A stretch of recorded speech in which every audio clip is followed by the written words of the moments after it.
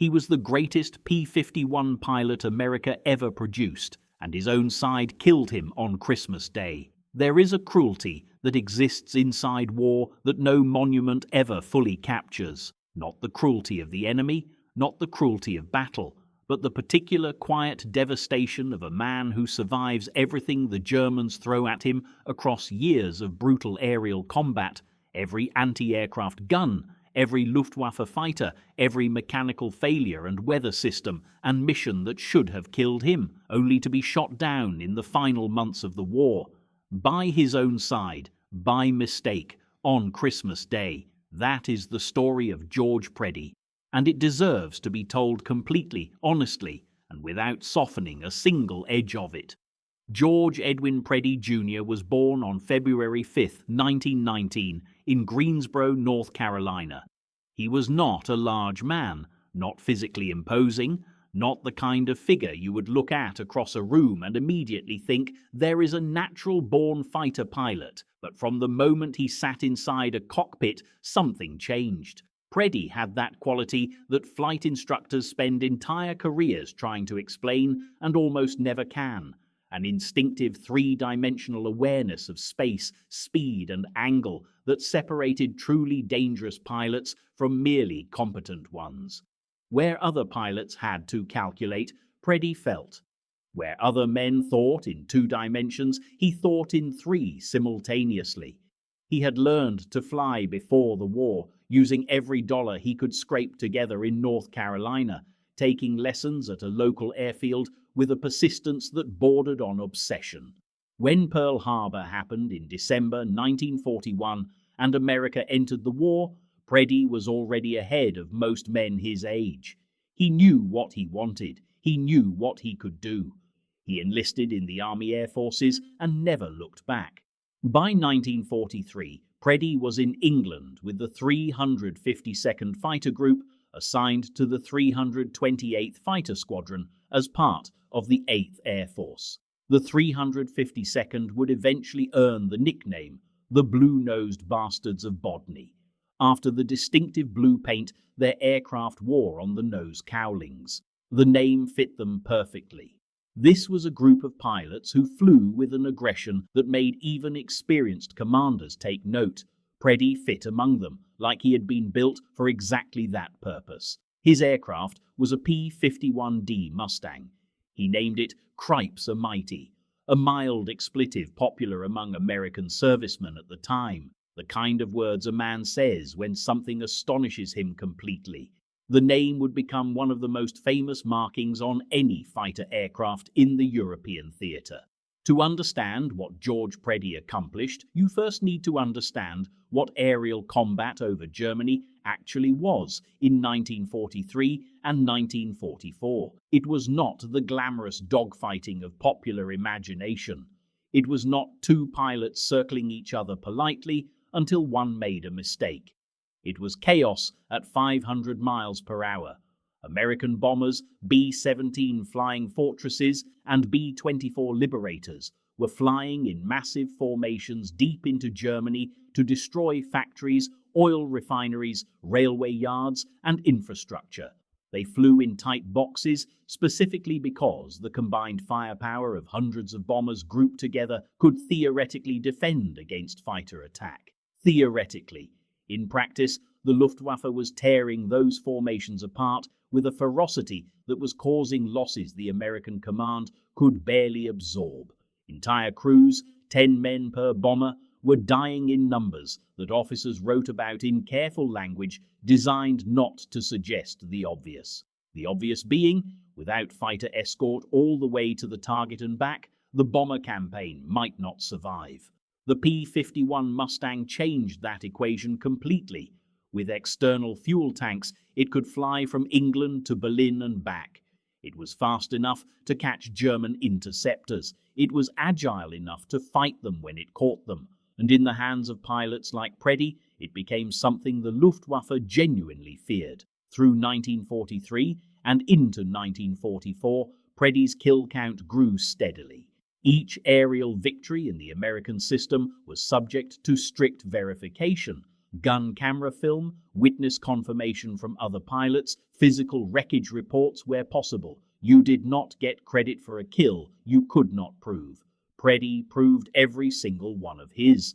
His flying style was described by pilots who flew with him as controlled aggression.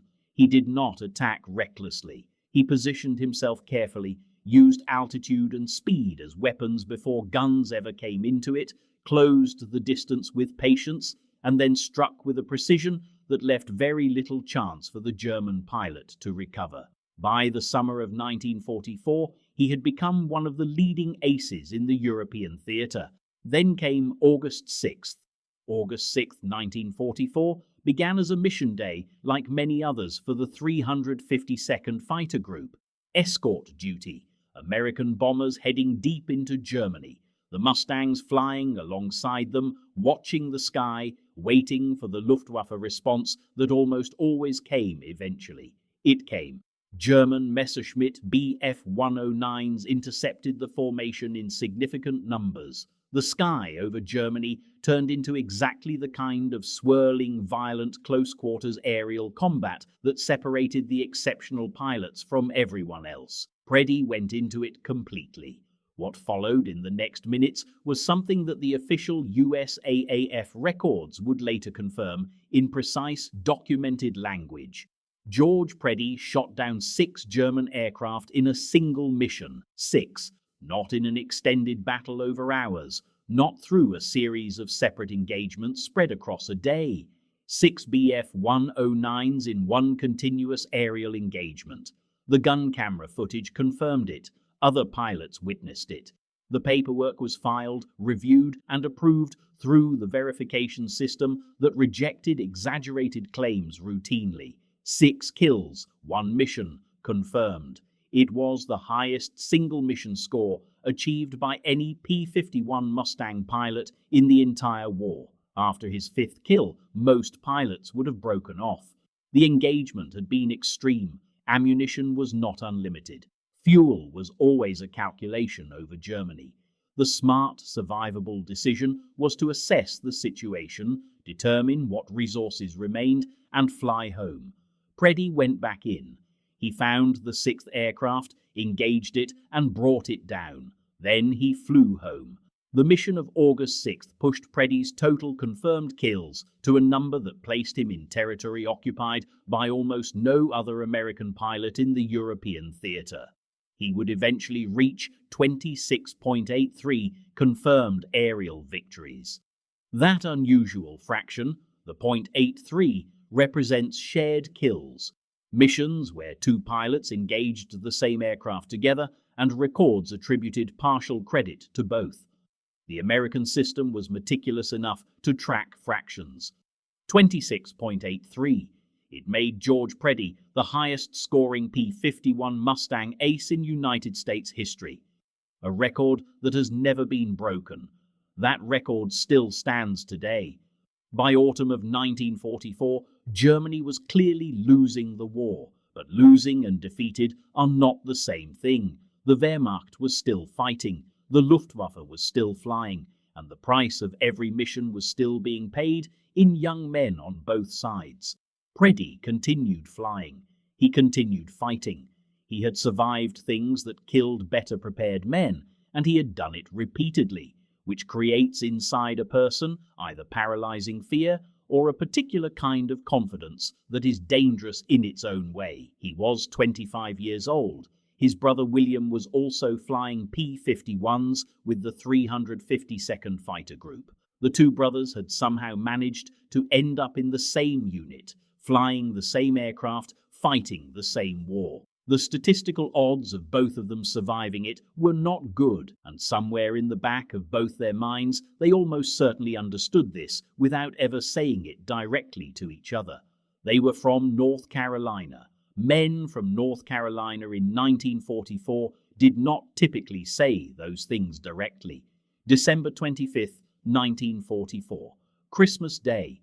In the Ardennes forest region of Belgium, the Battle of the Bulge was consuming American forces in what would become the largest land battle in American military history.